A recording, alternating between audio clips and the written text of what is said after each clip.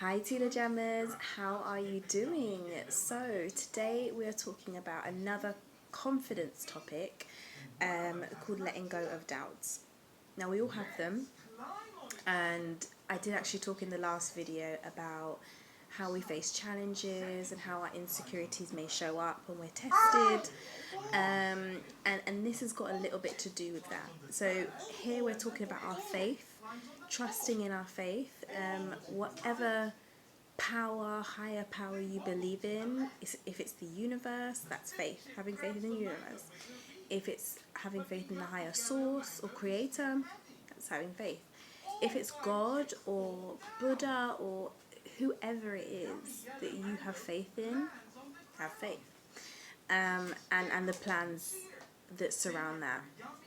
So today I wanted to talk to you about how you realize how your faith guides you, and probably in the next video I'll talk about intuition. But before I do talk about that, faith is not something that can be touched.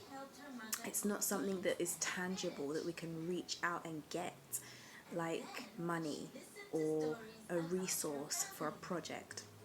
Faith is something that is inbuilt within us. From the day that we're born, we are downloaded with faith within us. Faith that our parents will look after us. Faith that we're safe in the surroundings that we're brought up in the environment, in the community that we situate in. So faith can show up in little ways and basic ways like that.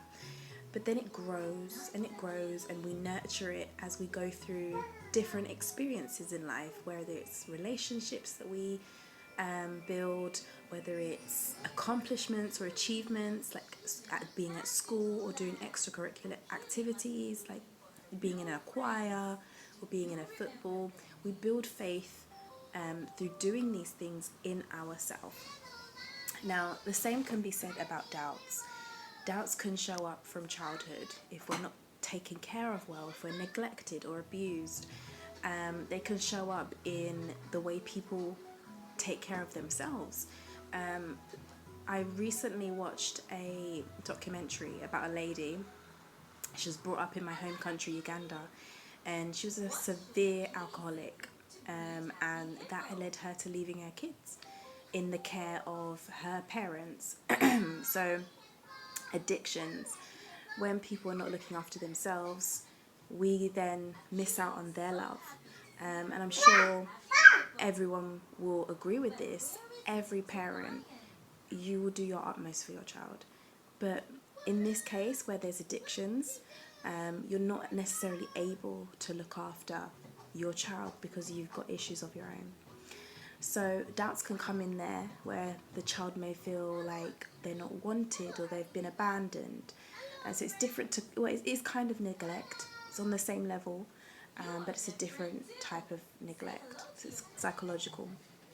So there's all these things that can bring about doubts in your life.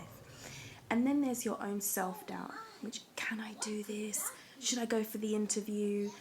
You know, facing those doubts and, you know, being in an interview room and feeling nervous and feeling worried or insecure about how you're going to perform at the job or how you're even going to perform at the interview can place a lot of worry. And that's where I'm going with this. If we place a lot of worry into what we want to do in our lives, whether it be go for a date, or, you know, confront a family member on something, or go for an interview, our worries cannot shape our future or even our present. Our worries, our stresses, our strains cannot deter where we want to go with our lives. We have to stop the doubt. We have to stop thinking that people or situations are out to determine who we want to be. So the next part of this conversation with you guys, Teela Jammers, is all about having that faith. Knowing that in the end, or even in the beginning, or even in the middle, wherever you are in your journey of healing or self-love, you need to just keep on keeping on. There's a song, and I've actually forgotten the name of the lady, but this song is called On and On. And it's not Erykah Badu. It's called Keep On Going. Yeah, I was thinking of Erykah Badu. Yeah, it says Keep On Going, and that's literally having faith, having perseverance, persisting in what you cannot see. That's having faith. Knowing that despite these challenges, being tested, knowing that despite your insecurities and all the lived experiences that have told you that you're not able, that you're not worthy, that you're not lovable, it's all a lie. Because faith is believing in the unseen, believing that in my next chapter I'm going to nail it. In this part of my story, it's difficult, but I'll see myself doing well. So the last part of this conversation I want to talk about is trust. Now, I've done it the other way around. What we should really do is trust and then believe. But I think it's important that we have belief first. You have to believe and have faith in your God first, or your higher power or source or universe. And once you have that belief, then you can trust and know that it's all good. Some people will say, no, you have to trust that everything's going to go okay, and then you can believe. But if we go back to the story of when Jesus died, and this is Easter story, Jesus died, he resurrected, and he rose again, and he came back to the disciples, and one of the disciples, I think it was Thomas, he couldn't believe what the other disciples were telling him. He was like, I'm paraphrasing, by the way. He was like, no, Jesus isn't alive. Unless I see him with the two holes through his hands and feet, then I'll believe. And that's the mistake that we humans do. We naturally think we need to believe in something first, we need to see it happen, and then we'll trust. No, you trust first. You have an inner knowing first that it's all going to work out, it's all going to be okay. And when it happens, you naturally gravitate towards believing, and then everything else kind of falls into place. So although with that disciple, Jesus came to him and showed him, Jesus did in the end say that for those who believe in me, I think he said your faith will always be restored and you'll be saved. And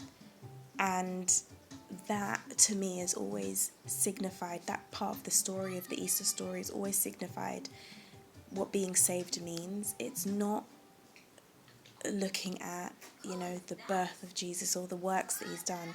It's knowing that he's risen, he's done the will of God, and I trust and I believe first. I believe first and then I trust in everything that he says he's going to do.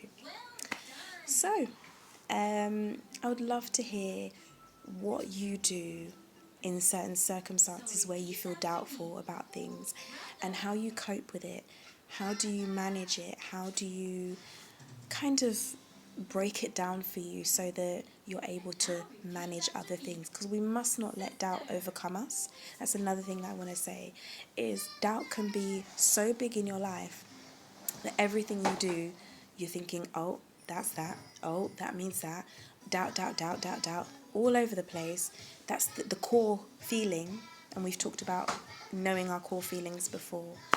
So the core feeling is doubt. The core feeling is, I doubt that this is going to happen. I doubt that this situation is going to get better, So when we realise that it's all doubt covering our eyes or in our hearts, how do we manage other things in our life? So yeah, I'd love to hear your thoughts. Share with me what you think about this video, what I've talked about. And I'm going to love you and leave you for now. But always remember to choose what you love and love what you choose. Bye.